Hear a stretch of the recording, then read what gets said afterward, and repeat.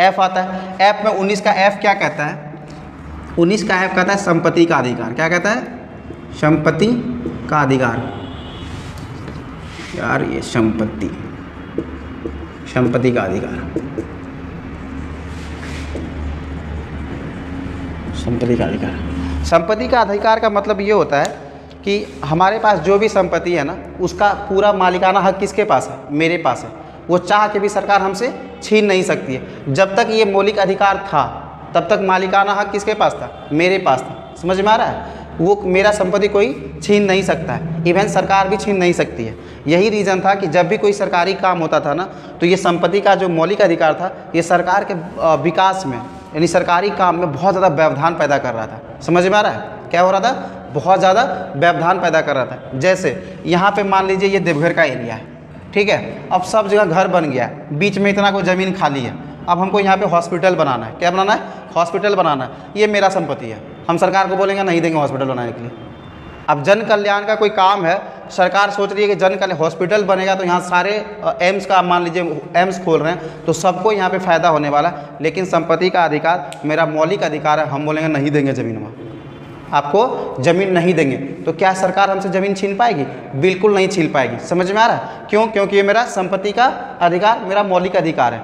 यही रीज़न था कि जब भी सरकार मान लीजिए कहीं से हाईवे बना रही है, अब रास्ता में यहाँ किसी का ज़मीन पड़ गया तो हाईवे बोलेगा कि तुम इधर से मोड़ के लेके जाओ, इधर से मोड़ के लेके जाओ, इधर से हम ज़मीन में नहीं देंगे। बात समझ में आ रहा है? ये हो गया। रेलवे ट्रैक बिछा रहा, यहाँ किसी का ज़मीन आ गया, अब यहाँ तक ट्रैक में बिछ गया, अचानक यहाँ आया बोला कि हम सर ज़मीन में नहीं देंगे। क्या करेंगे? ज़मीन हम नहीं देंगे। ये मेरा बाबूजी का अंतिम निशानी है, यहू बेच देंगे तो हम कैसे जिएंगे? इसीलिए हम ज़मीन नहीं देंगे। अब सरकार वहाँ कुछ नहीं बोल पा रही थी। तो यही रीज़न था कि जब मोरारजी देसाई का सरकार था, जब मोरारजी देसाई प्रधानमंत्री थे, तो वो क्या किए? संविधान में एक संशोधन किए। क्या किए? संविधान में एक 44वां संविधान संशोधन लेके आए। ठीक है। कब? 1978 ईस्वी में। कब लेके आए? 1978 ईस्वी में 44वां संविधान संशोधन। उसमें ये कहा गया कि जो संपत्ति का अधिकार था उसको यहाँ से हटा के कानूनी अधिकार में डाल दिया गया। आर्टिकल 300 का ए में कहाँ डाल दिया गया? हाँ, 19 का एफ से उठा के संपत्ति का अधिकार को कानूनी अधिकार डाल दिया गया 300 का ए में। समझ में आ रहा है? पहले हमारा संपत्ति का अधिकार क्या था? फंडामेंटल राइट्स था, मौलिक अधिकार था, इसका मालिकाना हक मेरे पास था। अब वहाँ से उठा के उसको क्या कर दिया गया? कानूनी अधिकार दे दिया गया। कानूनी अधिकार का ये मतलब होता है कि सरकार जब चाहेगी तो वो ज़मीन अपने अनुसार यूज कर सकती है, इसके बदले में हमको उस ज़मीन का मुआवजा देगी। समझ में आ रहा है? एक भूमि अधिग्रहण बिल लाया गया था, उसमें बताया गया था कि जो एक्चुअली में ज़मीन का कीमत होता है, सरकारी जो रेट होता है, उस रेट पे उसको मुआवजा दिया जाएगा। बात समझ में आ रहा है? नॉर्मल रेट से 3 गुना 4 गुना ज़्यादा ही पैसा मिलता है। समझ में आ रहा है? तो उस रीज़न से क्या होने लगा कि अब सरकार कुछ भी विकास करना चाह रही हो, जैसे यहाँ हॉस्पिटल बनाना है, अब तो कोई दिक्कतें नहीं है, ये कानूनी अधिकार है। सरकार चाहेगी ज़मीन में खाली करा देगी, हम वहाँ जाकर रोते रहेंगे, प्रभु तुम छोड़ दीजिए, मेरा बाबूजी का अंतिम निशानी। बोला हट, बाबूजी का अंतिम निशानी? तुम्हारे बाबूजी के चक्कर में कितना बाबूजी अपना खो रहा है यहाँ। बात समझ में आ रहा है? तुम्हारे बाबूजी के चक्कर में कितना अपना बाबूजी खो रहा है। यहाँ हम एम्स बना देंगे तो कितना का बाबूजी बच जाएगा। भाई बुढ़ापा में बहुत सारा बीमारी होता है, हॉस्पिटल का जरूरी है, हम यहाँ खोलेंगे। वो कहते नहीं बाबू, हमको अंतिम हमारा यही कोई निशानी है, बच्चा लोग ज़मीन में छोड़ दीजिए। बोलेगा आप तेरा मौलिक अधिकार नहीं रहा है। क्या है? अब तेरा मौलिक अधिकार नहीं, अब कानूनी अधिकार है। अब हम चाहेंगे तो इसको यूज करेंगे, बदले में हमको जितना पैसा देना पड़ेगा तुमको देंगे, बट तुम कुछ नहीं कर सकते हो। थाना, पुलिस, सुप्रीम कोर्ट कहीं नहीं जा सकते हो। पहले क्या होता था कि हमको कुछ भी होता था ना, तो मौलिक अधिकार का रक्षक सुप्रीम कोर्ट और हाई कोर्ट दोनों होता है। क्या होता है? सुप्रीम कोर्ट और हाई कोर्ट दोनों होता है, मौलिक अधिकार का रक्षक। अगर हमको कोई कुछ विरोध करता, जमीन में छीनता, जब हमारा संपत्ति का अधिकार था, हम जाके सुप्रीम कोर्ट का दरवाजा में ठका देते।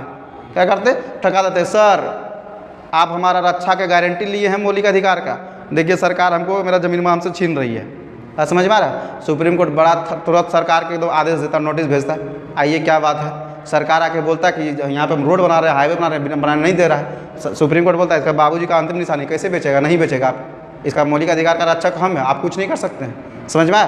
तो फिर सरकार वहाँ पे इस मामला को छोड़ के वापस चला जाएगा।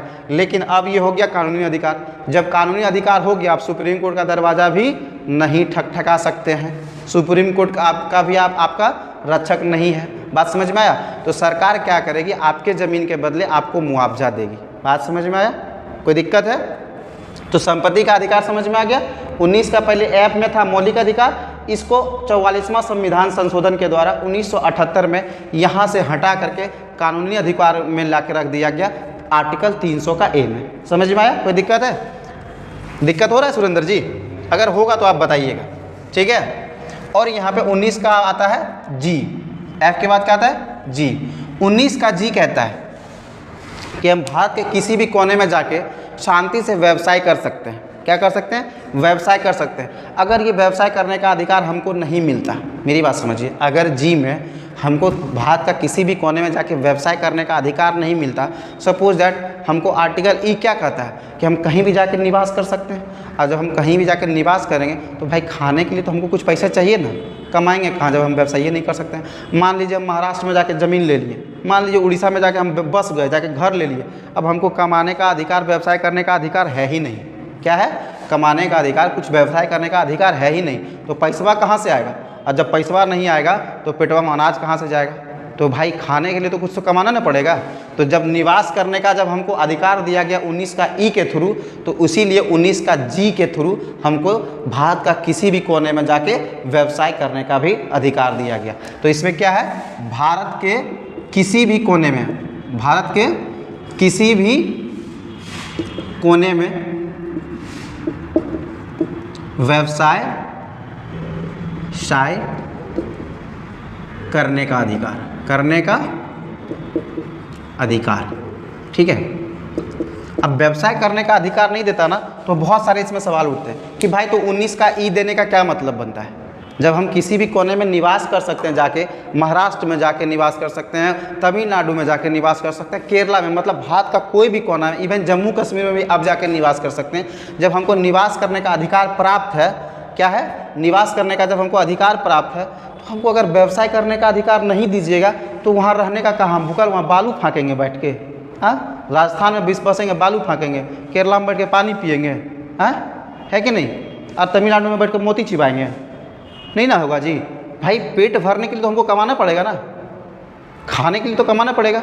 तो यही चीज़ को ध्यान में रखते हुए आर्टिकल 19 का जी में हमको बताया गया है कि भारत के किसी भी कोने में आप बस सकते हैं और वहाँ पे जाके आप व्यवसाय कर सकते हैं, आप पैसा कमा सकते हैं, अपना जीवन यापन कर सकते हैं, ठीक है। 19 का A B C D E F G, कहीं पे कहीं से किसी को डाउट बचा है? नहीं है ना डाउट? बिल्कुल। चलिए आगे हम लोग 20 कल से करेंगे, ठीक है। चलिए।